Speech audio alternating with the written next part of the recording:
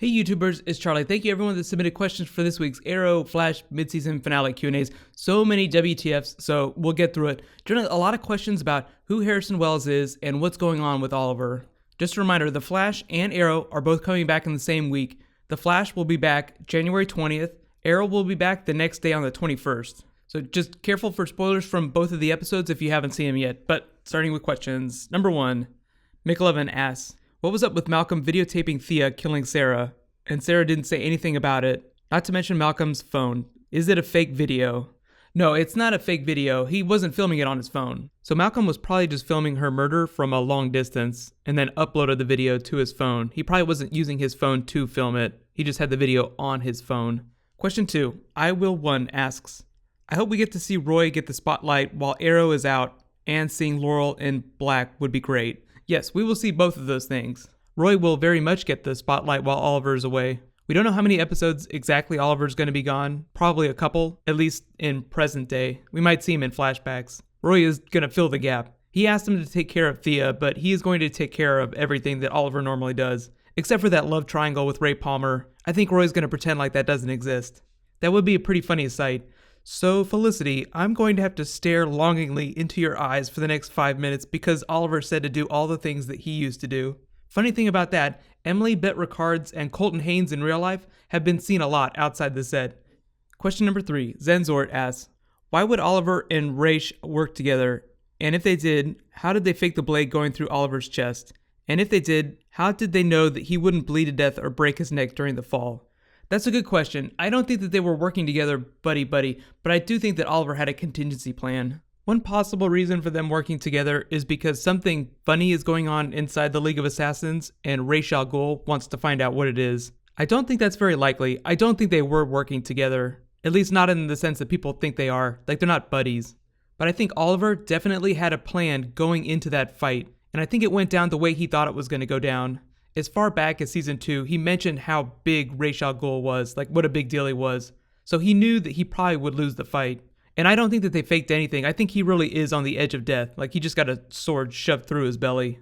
I wouldn't be surprised if it does, for some crazy reason, turn out that they were working together, that Ra's penetrated his stomach in a very non-critical place. They did that during Sherlock Series 3, where one character shoots another character to make them look like they're dead, but the bullet enters in one of the few places where it won't actually kill them. Generally with big things like this, there's always something going on underneath. There's always like a side plot that we don't know about till later. It's a bit of a bait and switch thing, but it'll be a lot of fun, whatever the explanation is. Question 4, Athavan asks, will you be doing a video on Mark Hamill joining The Flash? Not right now. I probably will do some more Rogue videos whenever it gets closer to his episode. There's going to be a lot of the Rogues in the back half of the season. Mark Hamill said this funny thing on Twitter when John Wesley Shipp congratulated him for coming back. He said, this time, we'll get it right. And of course, John Wesley Shipp said, well, we got it right the first time. You know, they're just trying to say that as silly as it was during the original series, it was still a very good show. I think any actor working on a show should believe in what they're doing, even if after the fact it seems a little bit silly. It's just everyone geeking out on the fact that they're making such a fun show.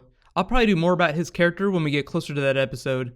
It sounds like, based on the amount of episodes they've filmed so far, that it'll come sometime after episode 14. So sometime between 14 and 20. I don't know how many episodes exactly The Flash is getting. It might just get 22, or it might get a full 23 episodes. Arrow usually gets 23 episodes, which is a lot. So sometime between 14 and the finale. I don't think he's going to be in the finale. Question 5, Eric Jaffa. When Oliver Queen is dying, he thinks of his father, his mother, his sister, Felicity. When he was being watched by Deathstroke in season 2, he told Felicity that Laurel isn't the love of his life. She is. He wasn't pretending. Yes, Stephen Amell said some really important things about Oliver's final moments on the mountain. He said that his thoughts crystallized about all those people, all those things. So he said Oliver had a moment of complete clarity where all of his feelings crystallize in that moment of death, or the moment before death, or whatever looks like death.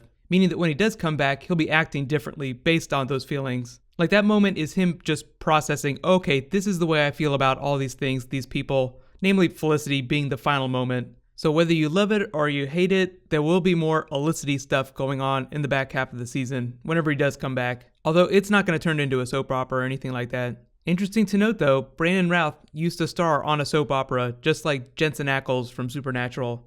I always like big genre actors that came from soap operas. Like, you'd never think it. It's always funny to watch the old footage, even though they're great. We love you, Brandon.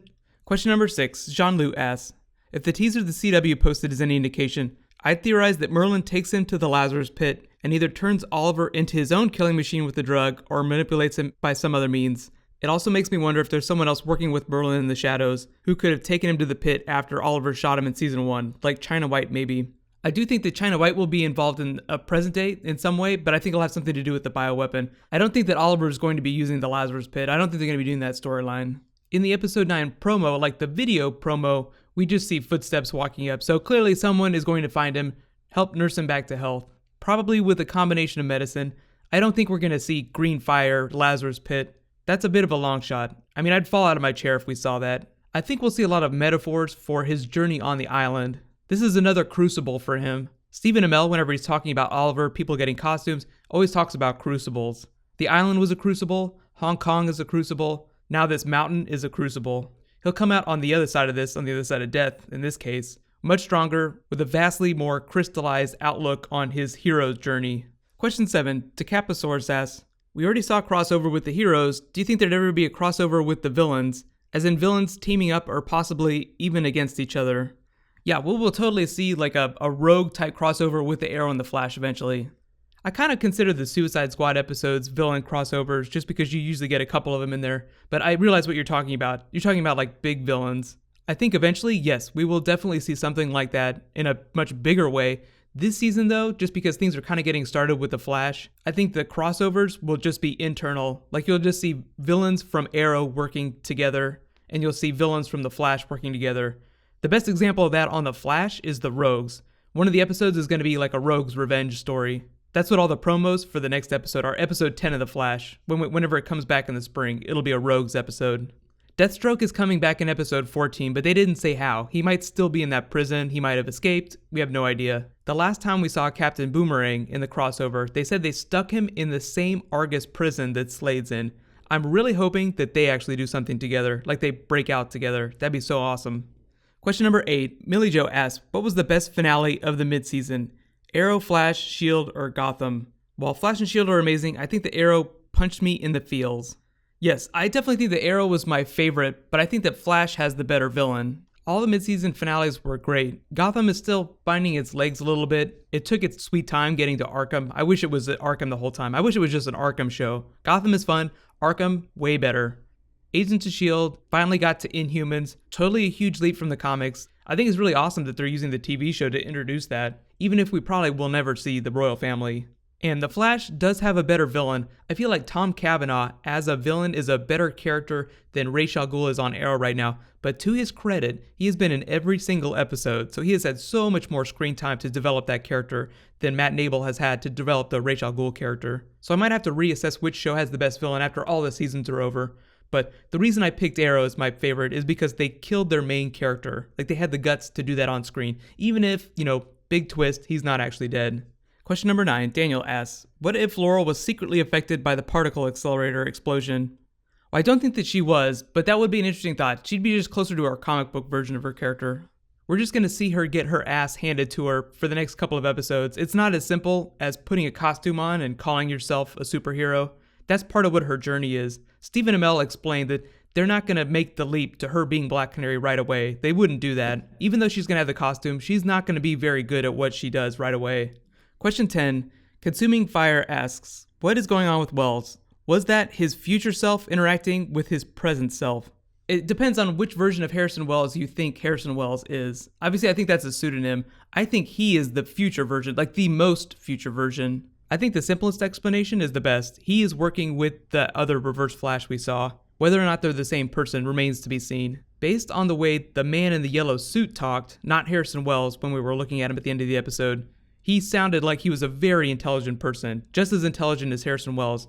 I think what they did was a big act. Harrison Wells wasn't surprised by anything. I would assume that it's a future version of him, and there's been some sort of messing with the timeline that's caused him to be stuck in the past. It gets a little confusing with time loops, because if he already got it and it's the same person, if Harrison Wells is the man in yellow, and there's just two different versions of him from different times, why is he stuck in the past?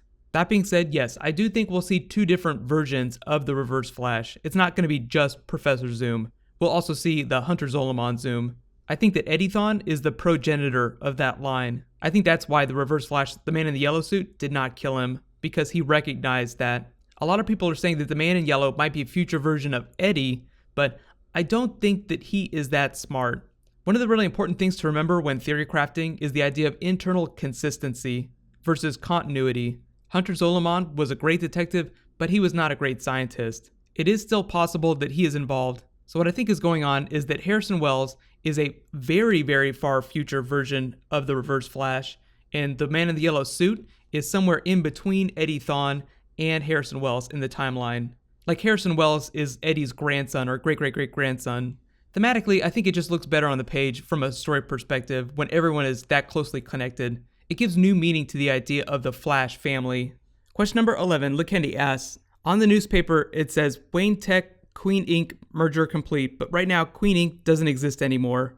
So yeah, everyone thinks that this is a bigger Easter egg than it actually is. It actually means nothing for the show. It's just something internally on the Flash that denotes whether or not the future has changed. The newspaper is the important thing. It's just the Arrow Batman crossover isn't important for the shows.